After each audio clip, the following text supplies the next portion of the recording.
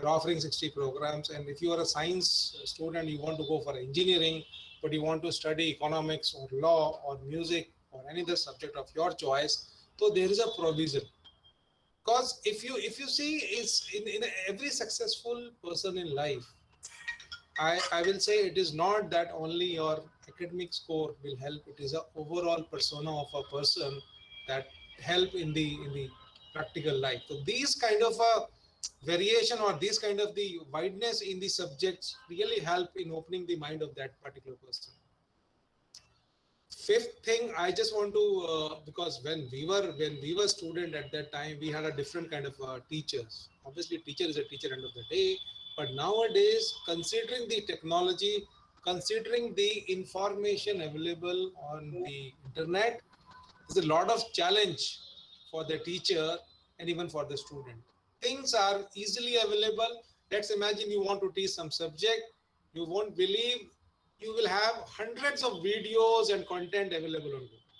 So that is something, the teacher training part of this talking of this policy. It is important to train teachers as per the new technology. And I think it is training, not training has to be two-way. It is a training from even from students you can learn. That's always there. The teacher will make students learn, but it is also always possible that teachers can also learn from the student. I just give example. Whenever I am facing any problem in the laptop or in the mobile, I never go to any IT person. I always call my son. He's in class 10th. I said, this is a problem I'm facing. And if he can resolve that problem, otherwise he just go to the internet and he will find solutions.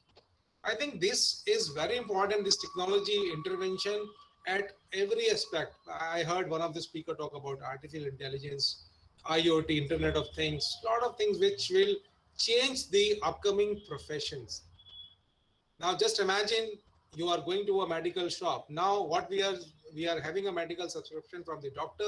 We just go to a chemist and ask for that medicine. And you won't believe a day will come when you go to a chemist shop, you will say, I want this medicine, and that chemist shop will manufacture that medicine on the spot as per your requirement. Now, suppose you are suffering from fever, there is only one medicine, for example, Crocin. Maybe this will give some reaction to your body. We have a different kind of a body structure. So that things will come. We are talking about last week, I was just reading the newspaper about the metro, driverless metro. You will find driverless car also in India. The things are changing very fast, and this national education policy, I don't know why they took around more than 30 years to change or to show this policy, but it is important to implement this policy as early as possible, because end of the day things are changing very fast. And in lastly, I will not take much of time because it's already 4:15. It is important to have a collaboration board.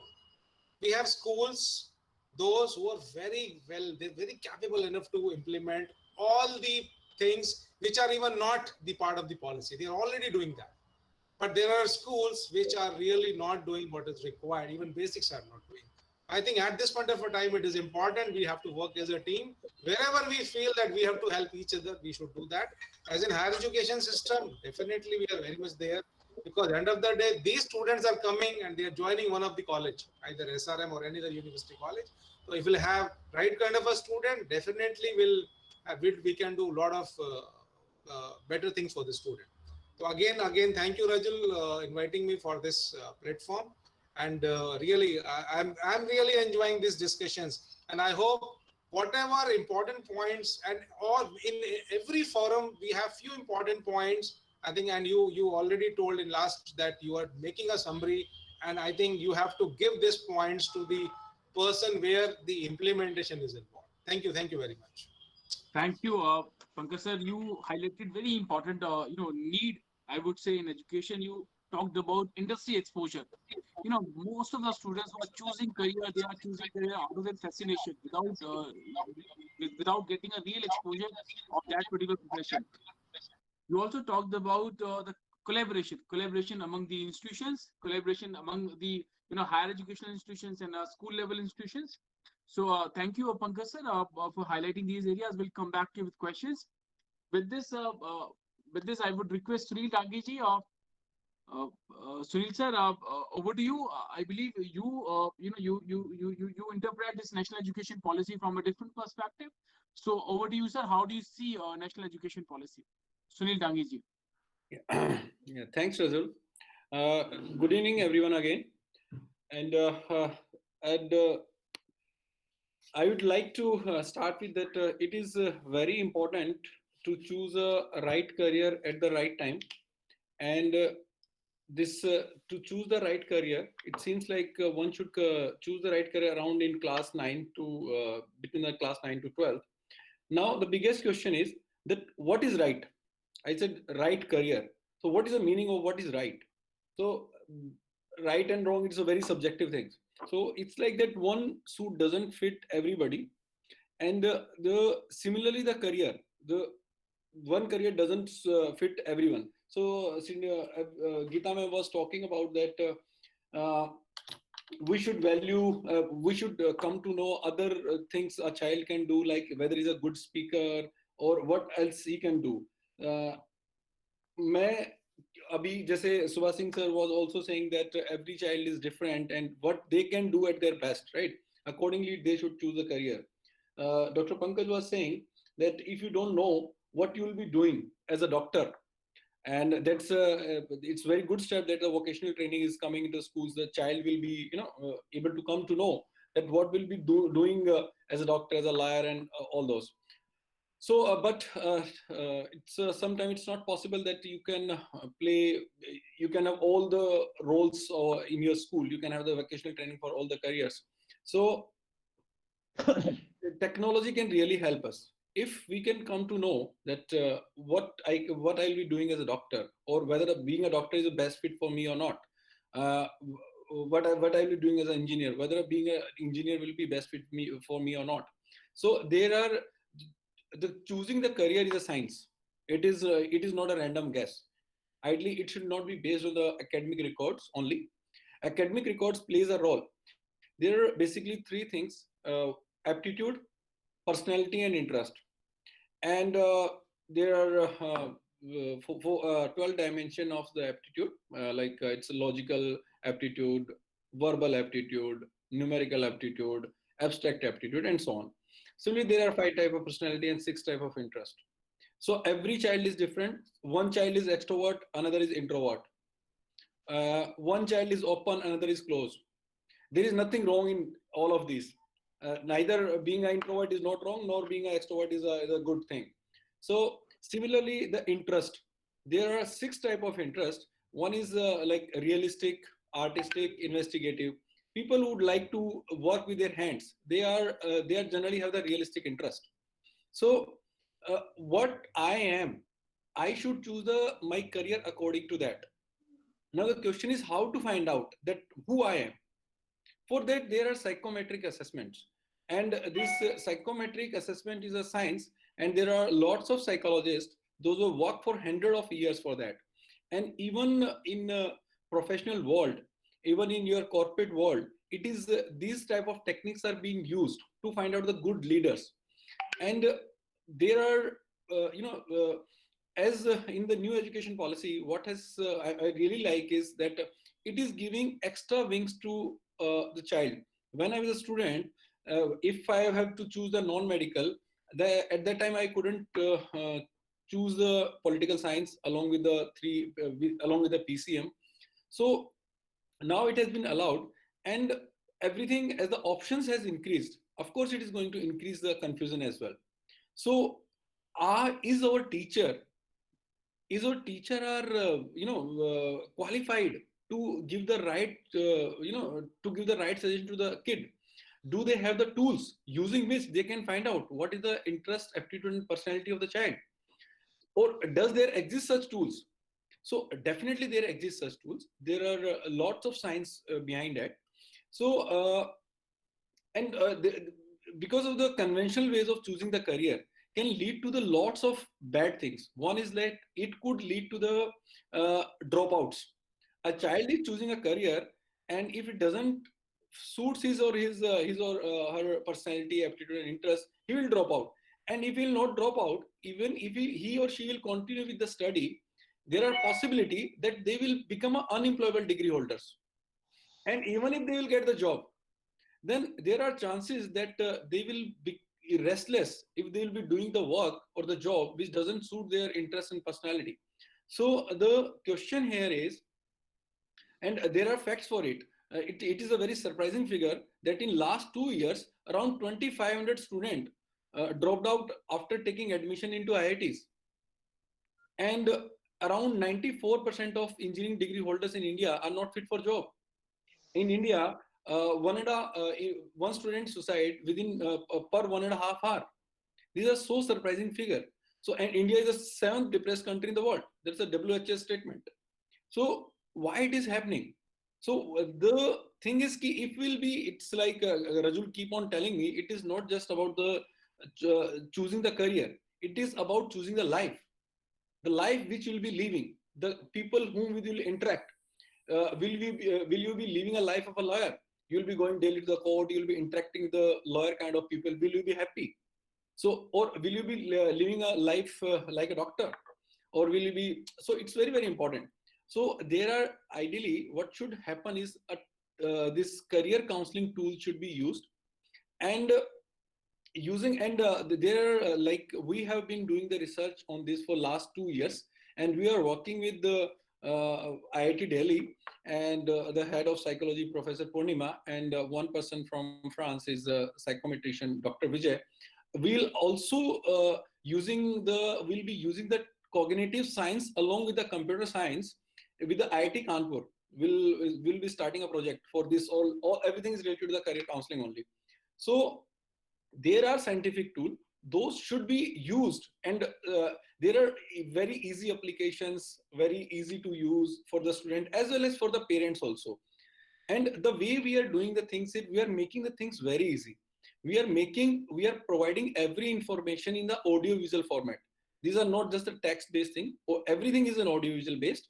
You whether you are traveling, whether you are moving, say you are in a gym, so you can listen to any career you want to listen. You can come to know every information, what will you doing in that career, and where you can go for, what are the courses required to be what are the courses required, what are the colleges those who are offering those courses, what is the fees, what are the entrance exam for the college, and when you will pass out, how many jobs will be there, what will be the salary. That is the prime concern of the parents which always remain.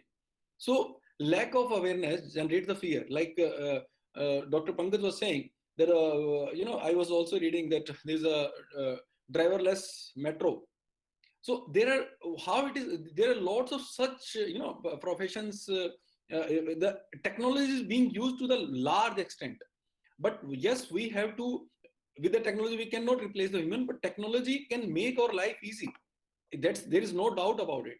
So there are technology can also be used in the career choice, and I think the people should use the sometime a computer can give us a better answer than a human, because computer does not have any human biases. So that platform which you are developing, it's very easy. A child can explore, and then he can to find out the best fit, he will just playing a game. And this is the first time in the world that a psychometric test will be conducted using a game. So he will be playing a game, and using that the output of that will be the personality, interest, and aptitude, and then will be mapped into the best fit career. And after that, we'll be telling the path to the child, and everything he himself will be doing, because there are some animated characters are there. There is a E-Man. There is another guy that's a Go, who will be helping. A very, very interesting platform. A child will keep on exploring. There will be it's kind of fairy tale. So that's what we are making it.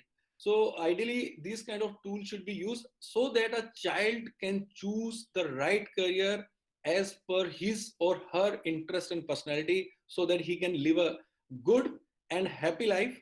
So that's as for the new education policies, I'm really happy that the options, they've started giving such option to the child, but we should also started using these tools, and that has also been very much emphasized in this education policy, that we'll have to use the technology to the core. So I hope that school administrations and everybody will be using such kind of tool to help their students to find out the right career. It will also save the time of their teacher as well. With that, I'll just stop my talk, and thanks for hearing me out. Thanks, Rajat. Thank you, Sunilji, for suggesting and sharing how technology can help us in choosing the right career for us. And big thanks. I will come back to you with questions. With this, I would request our last key speaker for the day, Michelle Amana. Michelle, you represent absolutely a different side of education, art education and music in particular. And that would be great to end at a musical note with a representative of music industry and musical education. So Amanda, this music has been mentioned in NEP more than 20 times. This national education policy emphasizes upon these co-curricular activities. I believe for the first time in a formal way, right? So I would suggest if you can share your interpretation and how do you see art education getting involved coming years. Michelle, over to you. Yes, thank you so much. I'll not take much of your time right now. I think my co-speakers have placed most of the points, but just a little bit more. As you said, music is mentioned 20 times in the curriculum, so in the policy. So basically, music has an effect not only on adults, but like irrespective of the age group, music has a effect on you. So when we inculcate these in the curriculum, in the policy, and at a very young age, we are actually building responsible citizens for tomorrow. So when I say responsible citizens, that's because the child is aware what they need to do, and what exactly, as my co-speakers have mentioned, that if I'm taking up doctor, if I want to become a doctor, what exactly goes into like being a doctor, how do I go with the exams and everything. So with respect to arts, again, we've had this whole stereotype that when it comes to music, you cannot earn money, you cannot do anything in music. But we at Futaro School of Music also, we have created that kind of environment where we show the pathway, what it is to be in music, how you can make your career in music. So quickly, not taking much of your time, if I could just share a PPT of how FSM has been throughout these years.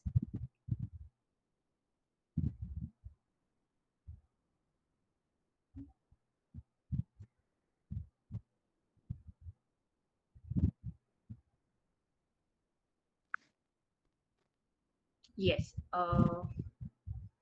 Yeah. So we at FSM, we have music education inculcated with many students. We've been over 10 years right now, and so our mother company is Furtado's, and they have a 150-year-old legacy. They are a very, very synonymous name with music when it comes to music in the country. So yes, moving forward, we've partnered with 145 schools. We have 15 centers of excellence where someone who wants to learn music, they come and they learn music in the centers. And we have 75,000 plus students where we have tried our curriculum that has been made by us. It's an awarded curriculum. These are the schools where we've tried the curriculum, and where we've earned good results from the students.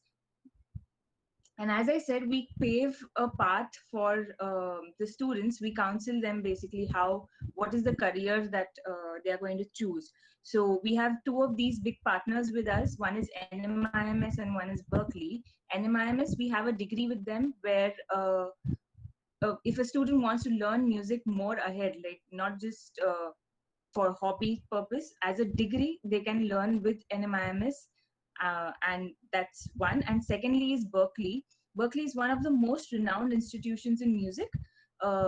Here you can, contemporary music, you can go into performance, and you can get more once you enroll in Berkeley. So we are working towards having credits for our students, the students who learn from us, so that they can get into Berkeley much more easily. So that's that. And so these are the two platforms which we have created. Bandit is basically for our schools, inter-school competitions, where we have children from different schools forming bands and they perform in this. So that's how we've curated Bandit. And Cadence is for the centers, similar. It's similar to Bandit, just that it's for the center students that we've created. These are the events that we have on a regular basis. Of course, right now we have the pandemic, but this is irrespective of the pandemic, we've been able to have hold concerts. So that is that. And the age group that we cover is usually 8 to 35. The major age group is 8 to 35, but yeah, we have people who are over 35, 40, 60-year olds who have come and learn music with us. So that's how good it is. And this is FSM in news. And as I said, our curriculum is the most awarded curriculum. So these are the awards that we have bagged for the curriculum that we've created. And we've been implementing this right since 2011.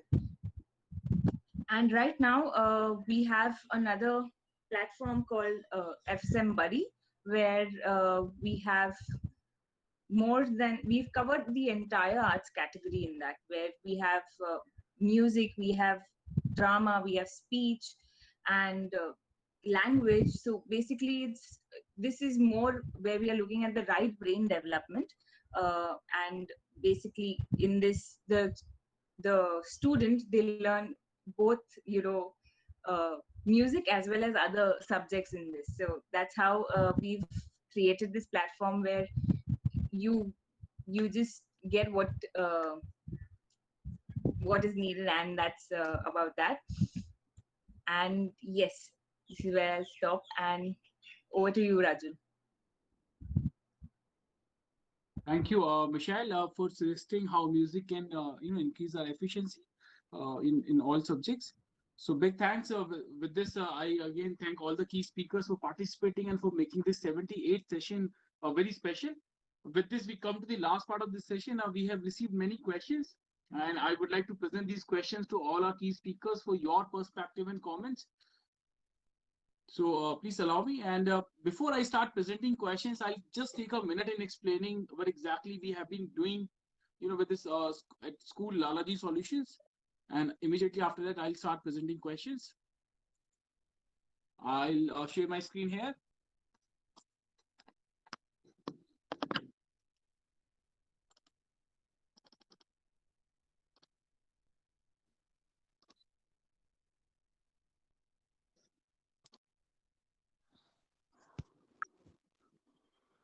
Some of you are already aware with the School Allergy Solutions. We are India's largest one-stop solution provider for educational institutions. We are currently present in 42 cities, working with somewhere around 4,500 institutions. We help educational institutions in three different ways. We help institutions in buying right thing from right people at right price. We also help institutions in selling their old items, like their the buses, old buses, generators, or their old furniture. We also help institutions in raising money. That may be in terms of pre-financing, or maybe in terms of loans.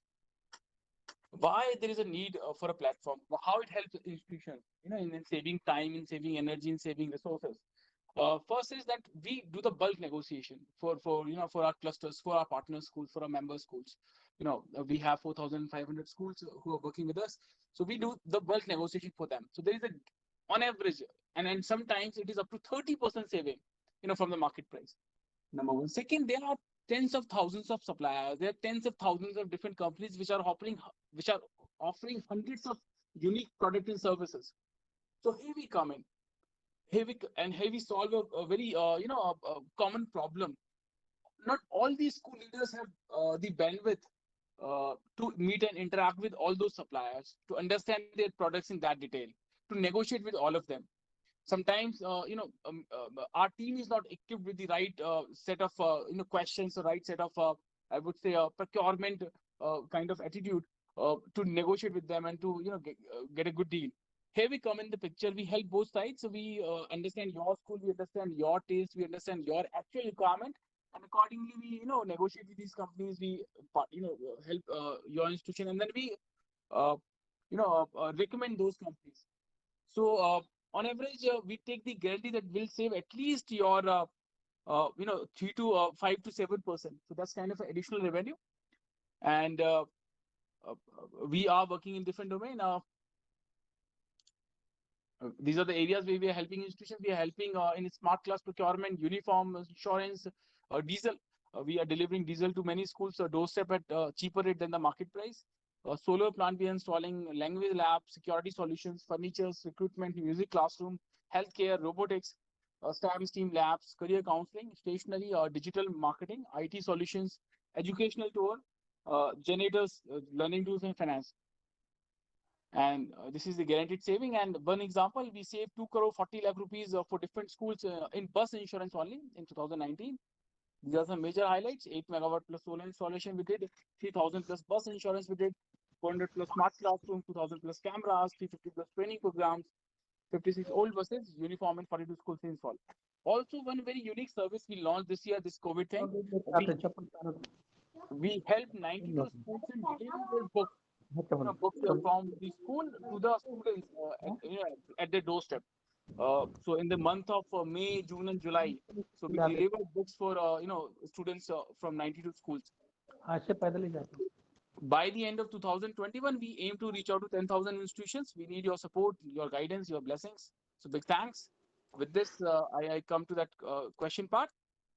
I would request Shriram sir, if I can present the first question to you. Yeah, please.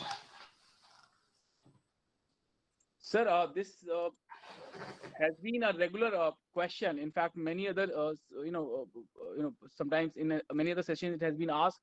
So the question has been asked by Mr. Prateek Sharma.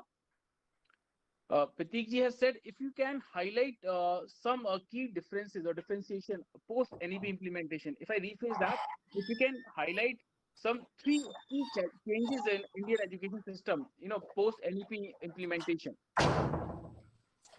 You want it to be across the entire NEP or anything specific to the topic that I spoke? 3 major challenges according to you. Maybe in one area, maybe in across. Okay. I think, major challenges per se, there are plenty. The present system and what has been proposed in NEP, and there are huge variations, but yes, there are 2 or 3 areas which we need to address, which I consider as the most important. I think I made it a point even during my time. The first and foremost is, as a policy, NEP is an excellent document. It's a policy document. It's an excellent document with NCF. It has to be supported by NCF. This is only one part. We have to view it in totality. So with NCF, whatever modalities that are going to be deliberated, and the document is expected to come out this year. So once that comes out, together NEP and NCP, the NCF can become a potent tool in the way education is transacted across the country, provided we implement it in what has been said, what has been written. If we can implement it, definitely we will reap rich dividends. The problem is that in India, like the constitution, we have everything covered. What is to be done, what is not to be done, the fundamental rights and every rights of citizens are covered. But if we follow the constitution, in toto, there will be no room for many problems. But do we follow? No. So the answer is, we need to implement it effectively. If we are able to do that, I think it will be a wonderful initiative. This is number one. The second one is that of finances. Now, when I talk about the finance, way back in 1960, the Kothari Commission had deliberated that there should be at least 4% of the GDP, should be allocated to education. 1960, and today we are in 2020.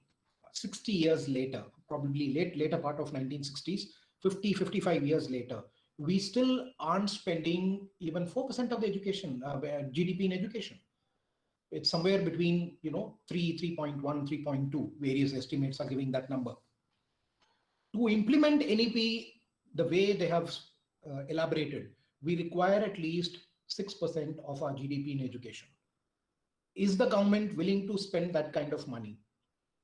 Because we have to strengthen a lot of fundamentals, which are the basic weakness in our education, starting from ECCE. They have identified the problems very clearly. I mean, I don't think there is any document till date which has identified the problems so clearly. So after having identified, they have given the remedies also. The problem is how effectively it can be implemented. So finance is going to be the second biggest problem in terms of getting these things together and putting it in the right perspective. And the third most important, as far as I am concerned, is the commitment of the various stakeholders in the program. When I say that commitment, it right from the Department of Human Resources, or the Education Department as you call it today, right from the ministers level to the bureaucrats, to the school management, to the teachers, to the parents, to the students, everyone I'm talking about. It is about the commitment. To what level are we committed to ensuring that the NEP is going to be implemented?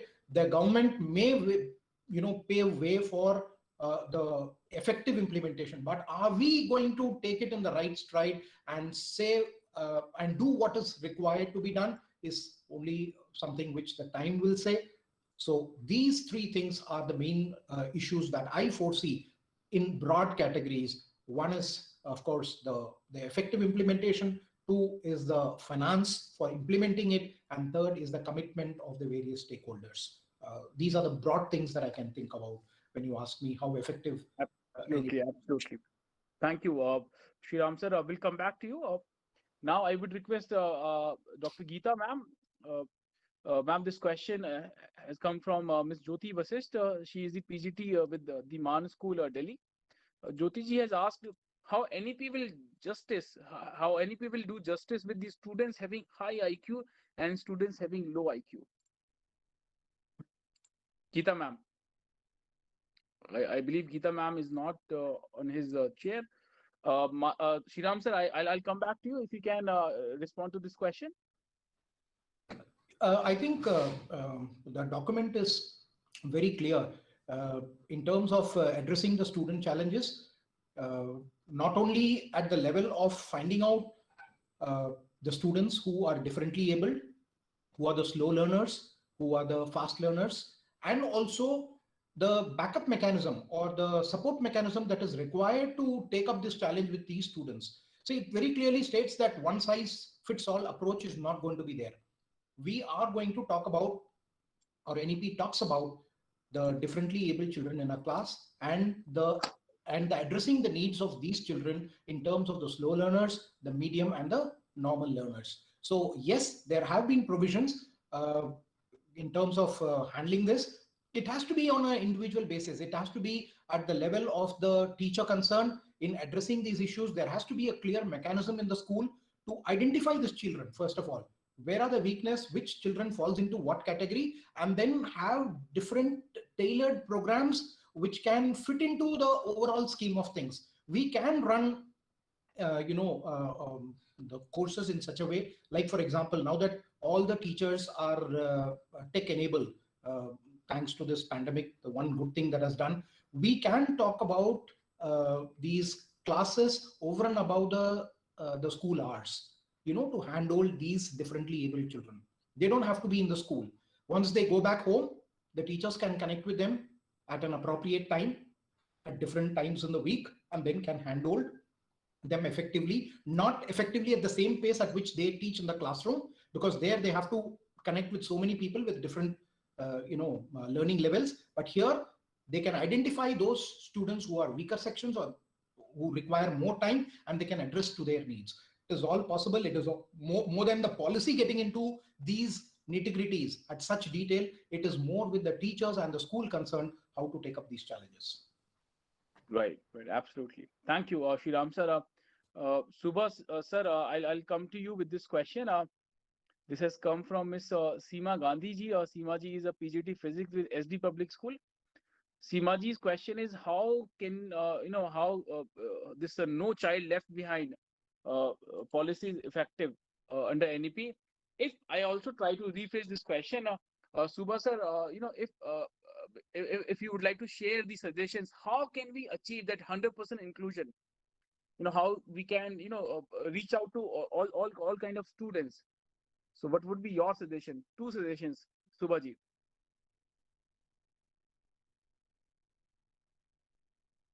आप mute पे हैं सुबह sir, आप mute पे हैं। हाँ बोलें, क्या क्या कह रहे थे, अब दोबारा रिपीट कर सर दें। कोई भी आपके हिसाब से कोई भी दो ऐसे सुझाव जिससे हम लोग हर किसी बच्चे तक शिक्षा को पहुंचा सकते हैं, हर किसी बच्चे को शिक्षा के साथ जोड़ सकते हैं।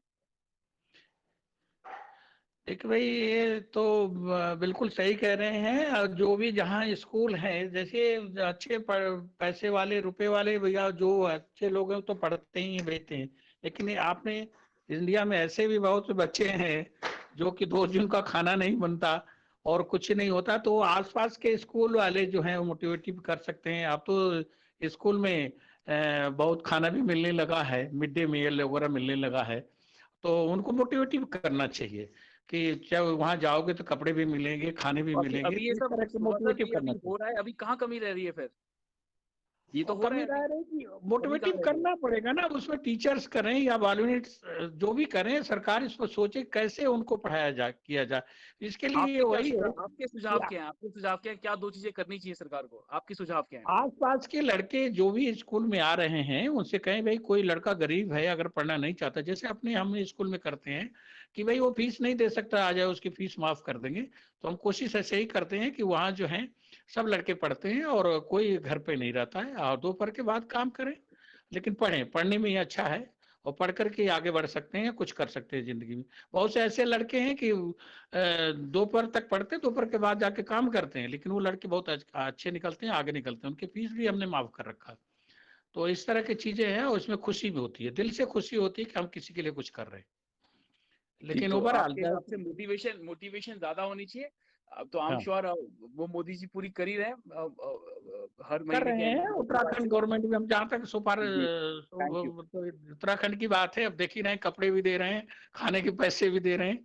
और ऊपर अब तो प्राइवेट स्कूलों में भी कुछ व्यवस्था बननी चाहिए कि इस तरह के आए, लेकिन कौन पढ़ाना चाहता? कोई तो चाहता नहीं कि गरीब पढ़े, ठीक है नहीं? तो इसको सबको सोचना चाहिए इसके बारे में कि जी, जो thank नहीं पढ़ सकते वो किसी तरह से आए स्कूल में पढ़ें, उनको शिक्षा। आरटी के अंतर्गत 25% तो ऐसे भी देने का रूल है कि करना चाहिए, इस पर हमें प्रयास करना चाहिए। करना चाहिए। थैंक यू सुबह जी। Geeta ma'am, like we could see that you're occupied. So there is a question for you, Geeta ma'am. Yeah. So so I'll put this question to you. This has been come from Mr. Ashok Chand Thakur ji. Ashok ji is a teacher with the Man School, Delhi. Ashok ji's question is: since NEP is a child-centric, will the role of teachers be challenging, or it will become more cumbersome post NEP implementation? No, I think these are all natural things which we as a teacher should have, the compassion and the value system. But yes, if the teachers are not inclined to think that way, yes, it is a challenge.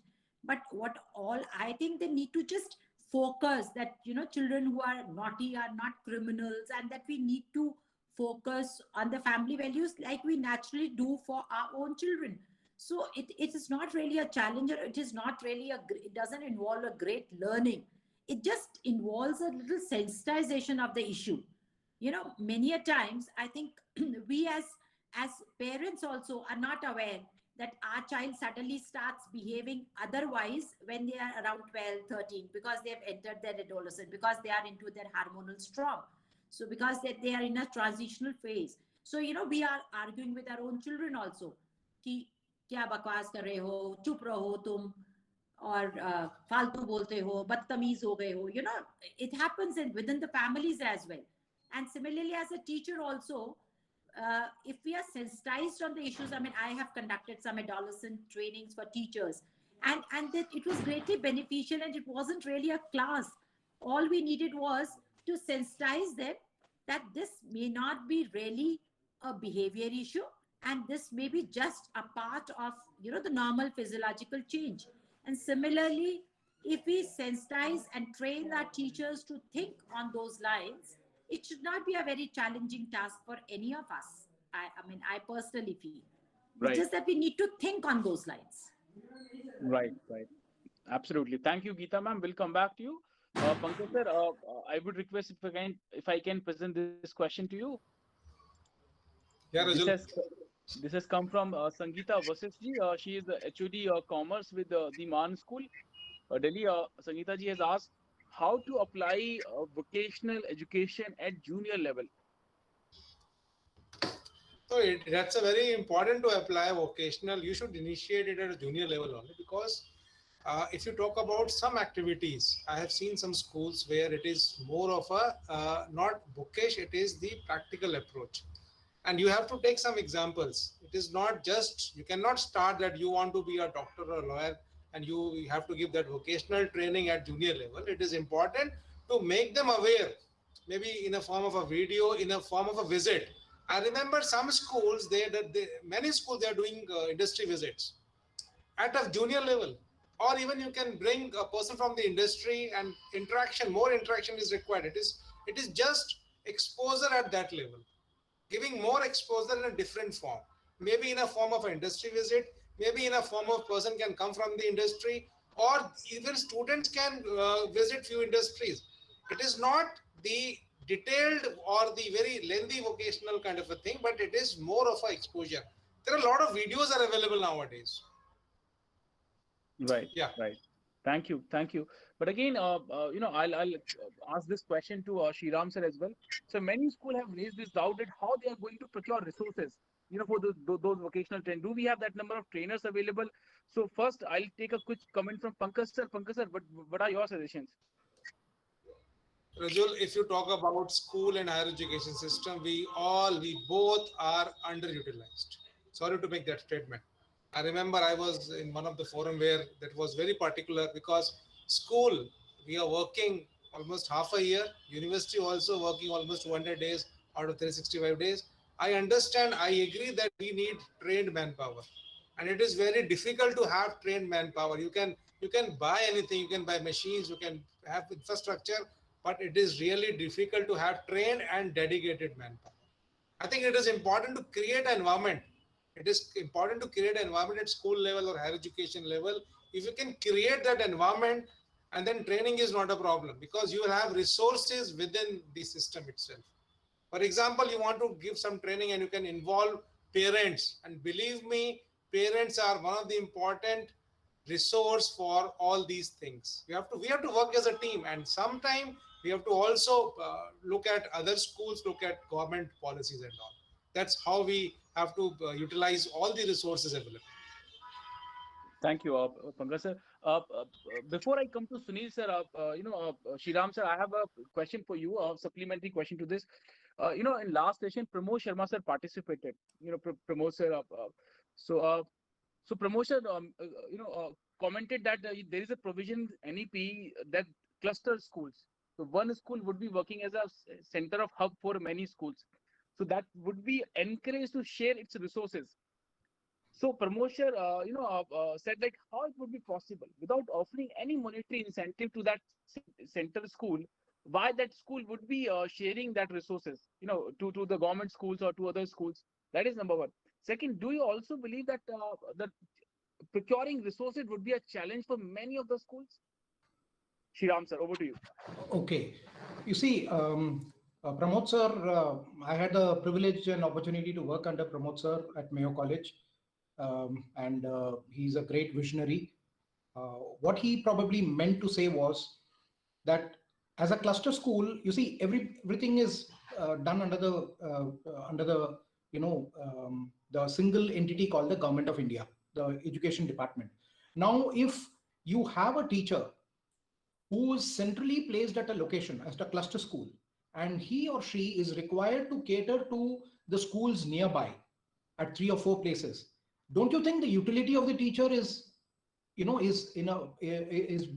or she is better utilized rather than staying in one school? Whereas as far as the payment is concerned, the salaries and perks, the incentives will be provided like any other teacher for the work that is being done by him or her.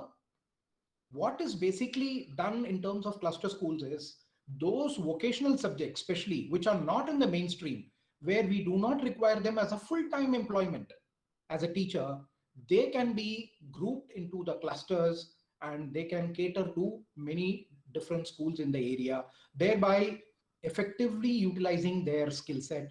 Also, it doesn't become a burden for one school to kind of appoint a teacher and then not utilizing them. So this is probably the way the cluster schools will work. Going forward, yes, individual manpower for various vocational areas or disciplines is going to be a challenge. But here I have a suggestion to make. There was a time when I joined, the education industry way back in 1990 at Mayo College. Many of my teachers were not just teachers. They always had an additional skill set with them.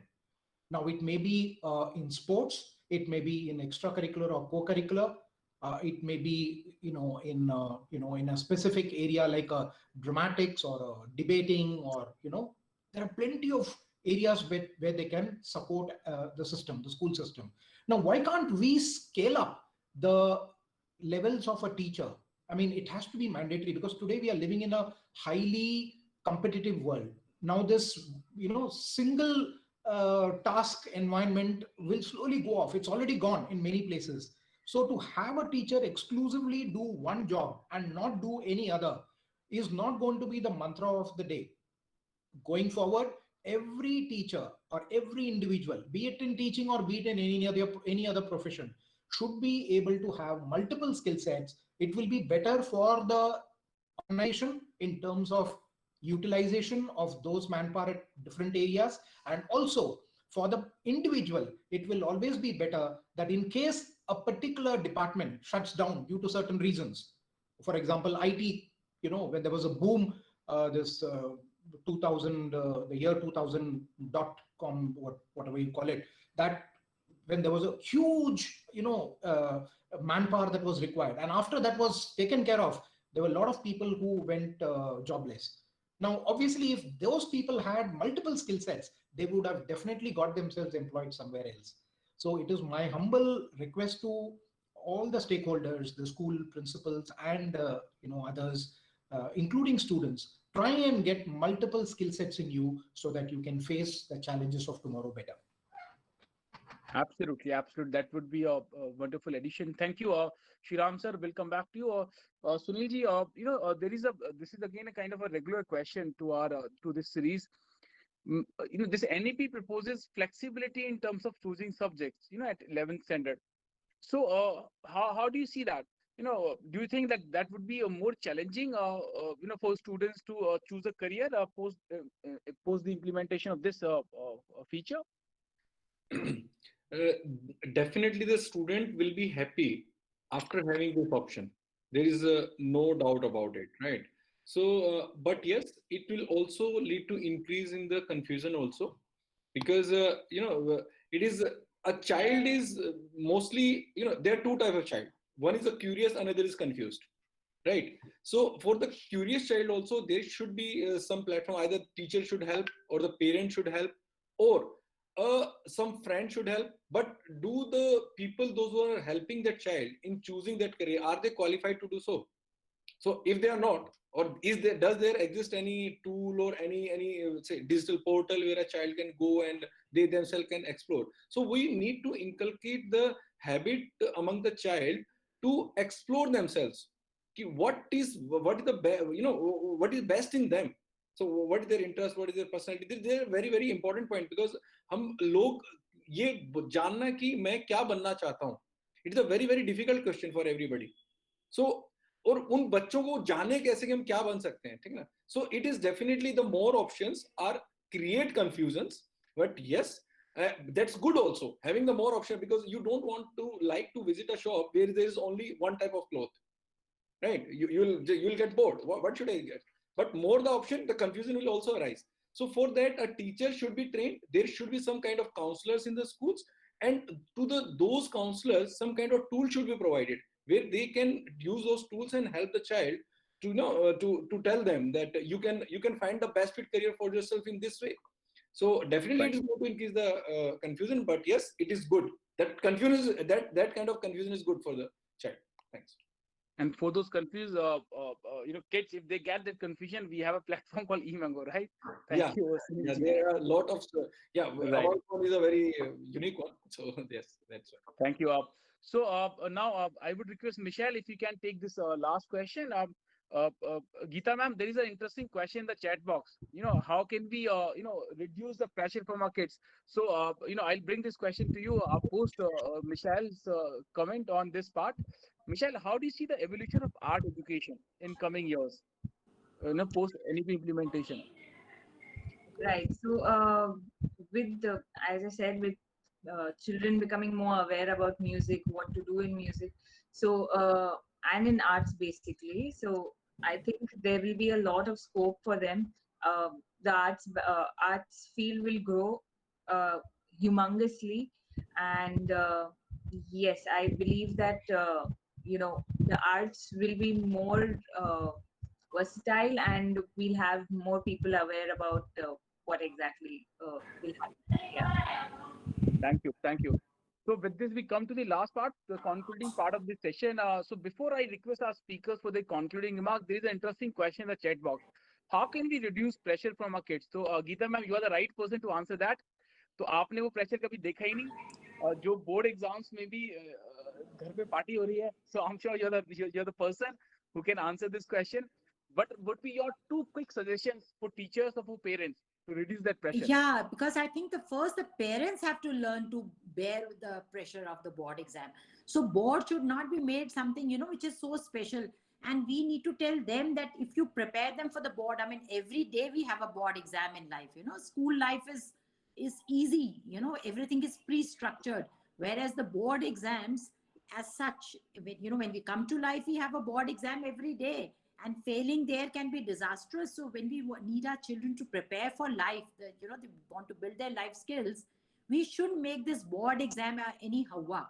They should be treated, and that we can learn from residential schools like Doon School, Colonel Brown, Wellams, where I have been a visiting doctor. I see the children playing way to glory, and I would say that, there was a time when we were also probably less aware. So I would ask the principal, why should you not allow your children to have some more time for the same should, because सबको चोट लगती रहती है, फिर बच्चे जो है exam की तैयारी नहीं कर पा रहे. So he says, why doctor, why should life be any different? And now I appreciate those old schools, those who still stick to their old systems. There the children are, the class 10 student is as much a part of the co-curriculars, and their games periods are not shrunken.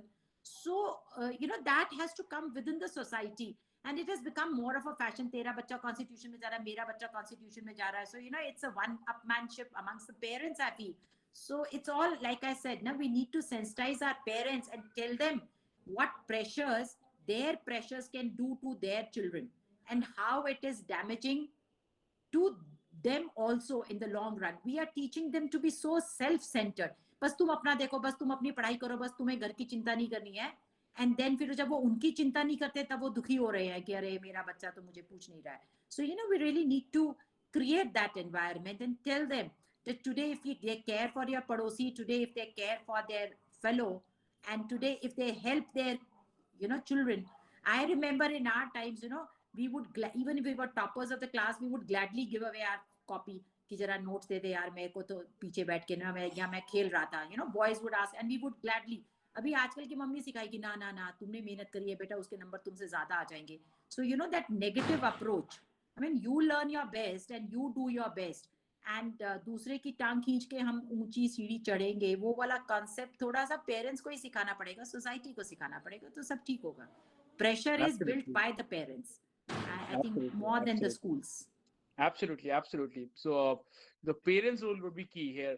So thank you once again, all the key speakers for participating. Now the time for concluding remarks.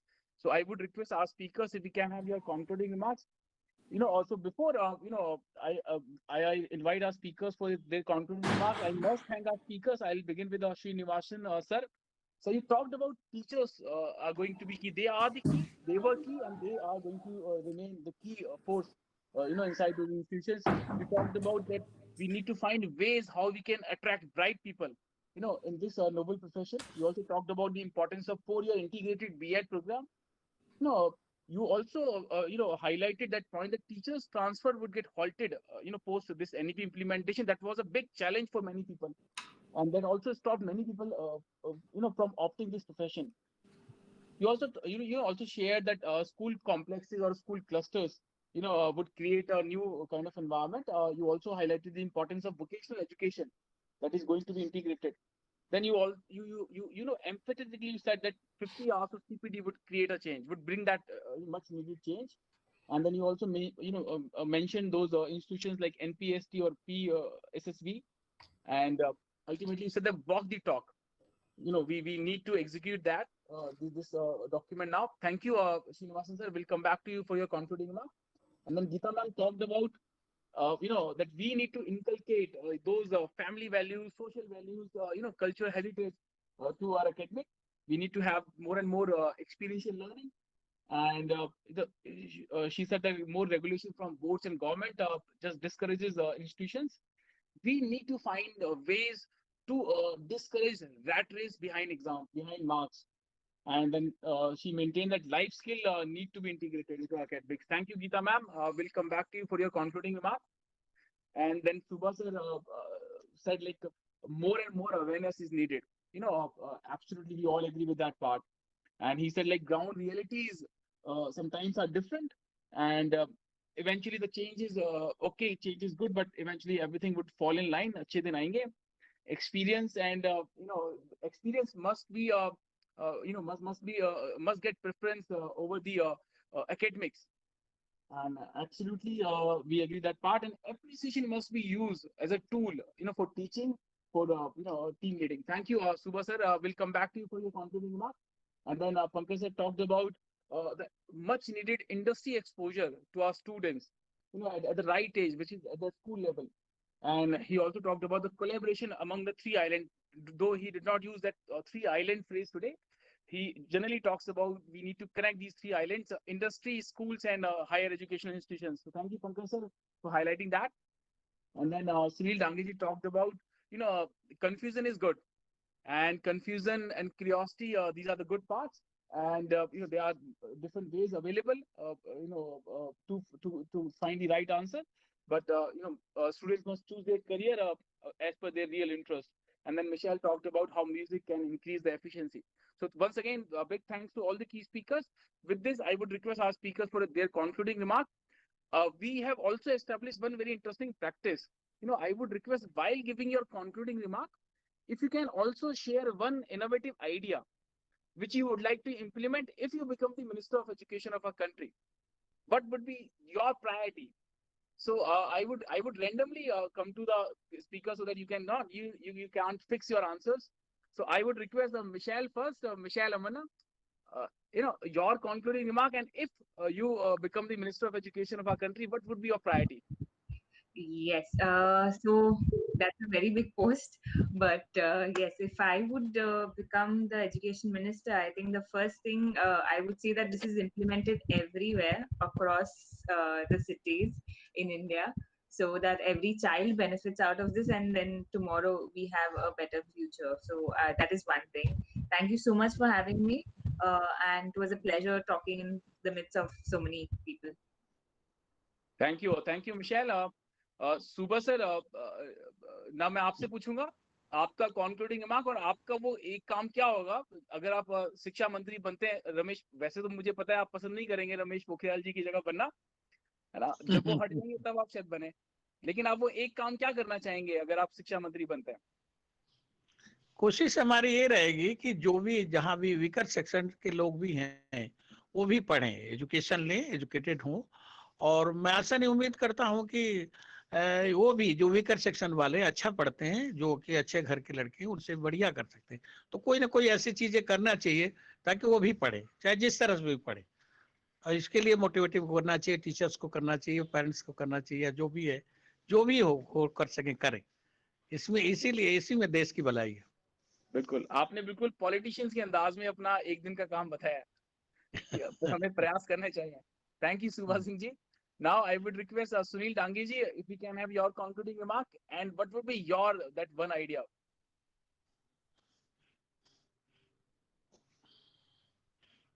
Sunil Dangi ji, am I audible? Right. So I would request Pankaj sir, if I can ask you your concluding remark and what would be your idea? Actual, concluding remark, I think your session is day by day going in a very positive way. The discussions are really very good. And the inputs are really coming. I don't know about, I think some of the key speakers should be the part of the National Education Policy Committee that I felt. I think that's important. So with that positive note, we can implement this policy. I think again, I use the same thing. Collaboration is important. And as you said, three island, that's my pet thing. I always use three islands: school education, higher education, and corporate world. We have to really make it as a one island so that people can travel from one island to another island without any vehicle. It has to be so smooth. Second, if I will be the education minister for a day. I will request you, let's make it for a week at least. You will just enjoy that तो profile. सबका number नहीं आ पाएगा। What what I felt, what I feel, and what I propose, I will give the freedom to the stakeholders involved in the national education policy or where whatever is required, because there is no freedom. We are bounded by so many guidelines, so many rules, from whether it is CBSE, AICT, or UGC or other things. We are just reading, and whatever we want to implement, we are not able to implement because of these guidelines. So I will give a freedom to all the stakeholders so that whatever is required, we should implement. And one should always believe that student has to be at the center. Whatever we do, it has to be student centric, and lots of respect to the teacher, which is really missing in our system, which is not even the school, even higher education is really very bad in terms of respect. That is my personal experience. People understand they are the customer, they have purchased something, they have full right, which was never there in the education. That's thank you, and really you are Thank doing you. a very good. Thank you, Rajat. Thank you. Thanks a lot, Pankaj sir. Now I would request Geeta ma'am, your concluding remark, and if you become the Minister of Education with additional charge of health ministry, so what would be your idea which you would like to implement? So one is, first I would like to just summarize and thank you. Yes, thank you. It was actually a wonderful session, and thank you everyone for all the inputs, all the luminaries who were on board. Definitely there has to be a guideline, there has to be a basic norm, but then we should be free to practice certain variations, and then best practices out of the output, convergence of best practices would give us a way forward. And if I was a health minister and an education minister, yes, I would like to make some kind of outreach. Someone was telling about vocational, that taking them to a factory, or yes. So I would rather have it mandatory for them to visit a bank and to visit a police thana and to be on the road as a traffic police and to know what it means, to serve, what it takes, so that, next time we do not call our policeman a thulla, and we do not give disrespect to our mates. I would rather take them to the fields and see, so that they would know how it is for a farmer to till and to grow that food, so that they do not waste their food. And physical education and life skill would be integral, and I would then judge schools on the performance of the students who have left school, say 10 years ago, and that would be the ranking. Abhi jo aajkal aa gaya hai ki this one and this one, suddenly yesterday a school opens and today their marketing teams puts up that they are the third best school in the India, or they have a ranking in the world because they have participated in so many fairs. So I think the ranking should be based on what my children are doing 10 years down the line. How many percentage of my students are faring well, how many of them have made a name to themselves, how many of them are serving within India, how many of them had are professional doctors or are made it to IAS. So I think a school should be judged not with their academic results of class 10th or 12th, but the output to the society 10 years down the line. What kind of a human being, what kind of a, how efficient and how productive my school product is. That is something that I would rather Right. base my judgments on. So thank you so much for having us on board. And actually, I think your whole team and all the people, luminaries who spoke, it was indeed a pleasure to be there. Thank you so much. Thank you, Geeta ma'am. You in fact shared the agenda for full 5-year term. Thank you, Geeta ma'am. Right. So with this, I come to our last key speaker. In fact, the first key speaker who began the session, Srinivasan sir. It was a delight to hear you. Now, your concluding remark and what would be your priority if you become Minister of Education? Sriram sir. You see, being an education minister at this time is definitely something which no one would want to. But I have risen from the ranks from being a basic teacher in a school. And I know the difficulties that have been faced by teachers at all levels. And therefore, like many good countries have, stated that if a country has to grow, the one segment that has to be taken care of is the education segment, and the people who are responsible for it, the people who are responsible for implementing the NEP. Government is only up to, devising the policies. The basic implementation will have to take place by one set of people, and they are the teachers. Though I do agree with Pankaj sir that it should be student centric, but students are the bogies of the train and the teachers are the engine. Without the engine, the train is of no use. So I would rather give the highest honor to all the teachers in the country for their effort. I don't know whether you're aware of this, statistic or not. Teaching is the second most toughest profession amongst all professions in the world. The first being policing, which involves a lot of, duty hours. The second one is that of a teacher, especially that of a residential school teacher, is even more demanding.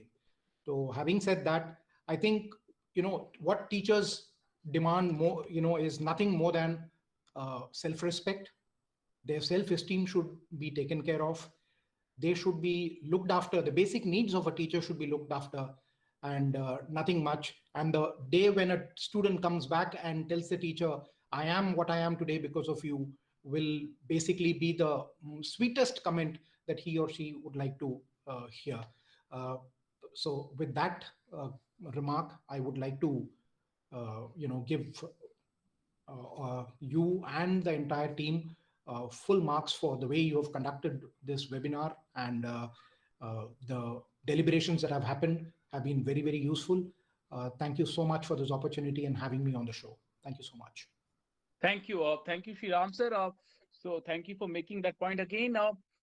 I would say in the end that words are words, promises are promises, excuses are excuses, but in the end, implementation is the only reality. So we certainly need to walk the talk, as Srinivasan sir maintained. So big thanks to all the key speakers, Sriram sir, Subha sir, Geeta ma'am, Pankaj sir, Sunil sir, and Michelle Manna. Thank you for joining and making this 78th session truly special. Big thanks. So this is the end of the day. We end the session here. Thank you. Thank you Rajel, बहुत अच्छा आपने बढ़िया किया, अच्छे ढंग से सबको दिखा। आप हो सके तो मेरे नंबर पर अपना नंबर मैच कर थोड़ा भेज दीजिएगा। जी, बहुत अच्छा रहा आपको। Thank you so kind of you. और भी प्रिंसिपल साहब का भी बहुत अच्छा आपका रहा, और लोगों का भी बड़ा अच्छा रहा भाई।